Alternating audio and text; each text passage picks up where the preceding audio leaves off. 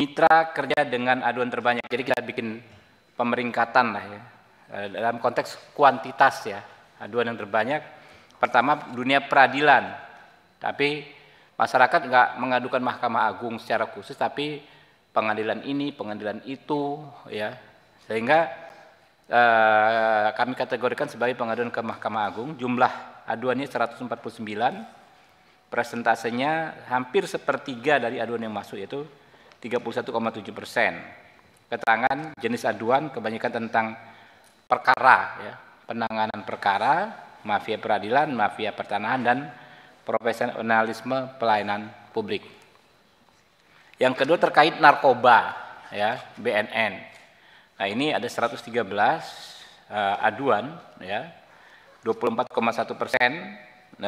Presentasenya hampir seperempatnya. Penanganan perkara narkotika, profesionalisme pelayanan publik ke BNN.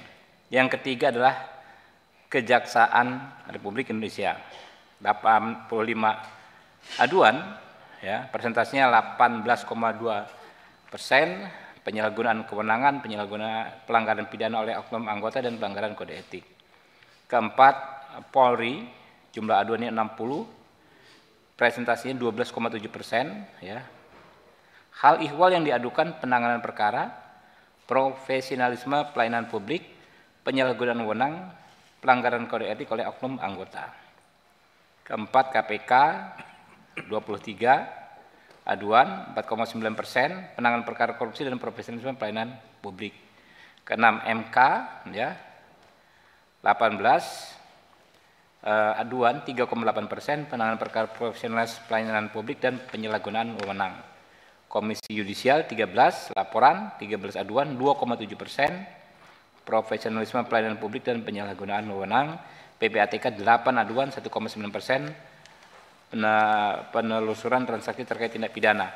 Nah, untuk sampai periode Oktober 2024 sebetulnya juga ada aduan terkait Komnas HAM, kemudian Kementerian Hukum dan HAM, terutama Dirjen Pemasyarakatan, ya, dan Imigrasi, tetapi tidak kami sampaikan karena saat ini bukan lagi menjadi mitra Komisi 3. Walaupun kalau itu dimasukkan presentasenya ini bisa berubah, ya. Tapi dengan dikeluarkannya yang dari sektor HAM dan dari Kemenkumham, nah komposisinya menjadi seperti ini.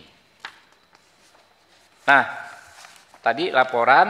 Nah, sekarang bagaimana respon, ya? Respon yang dilakukan oleh institusi yang dilaporkan. Jadi ketika ada laporan, kami biasanya membuat PDF dokumen tersebut, lalu kami kirimkan ke mitra terkait. Misalnya ada teman di sini, teman wartawan melaporkan Polres Metro Lampung. Bentuk laporannya kami PDF-kan, kami kirim ke Kapolres tempat. Nah, kami minta tindak lanjutnya seperti apa. Nah, biasanya langsung, ada yang langsung merespon. Yang paling aktif merespon itu Polri. Jadi Polri adalah mitra Komisi 3 yang paling responsif menindaklanjuti temuan dari aduan dari masyarakat yang disampaikan ke Komisi 3.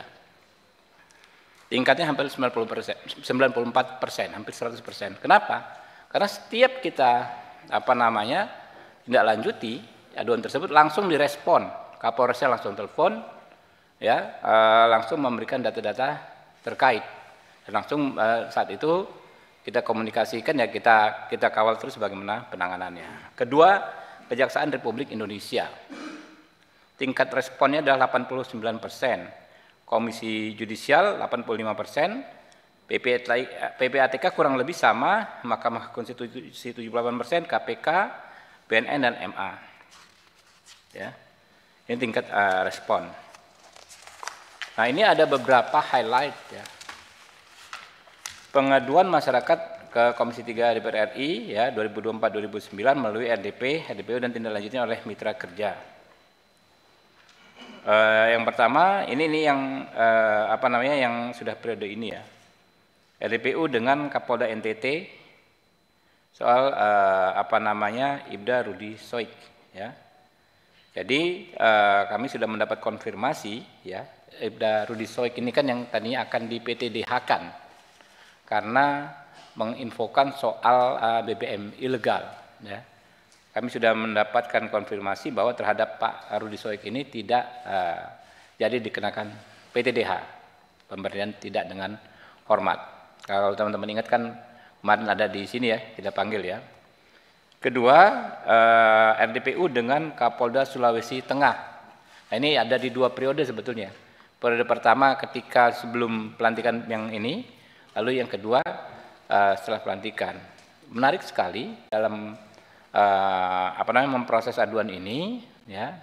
Tadinya kan dilaporkan ada orang meninggal dan dikatakan meninggal dengan wajar, ya. Kalau teman-teman ingat di sini sampai Pak Arteria Dahlan marah-marah ya karena waktu Zoom itu ya ada yang ketawa-ketawa itu dari pihak kepolisiannya.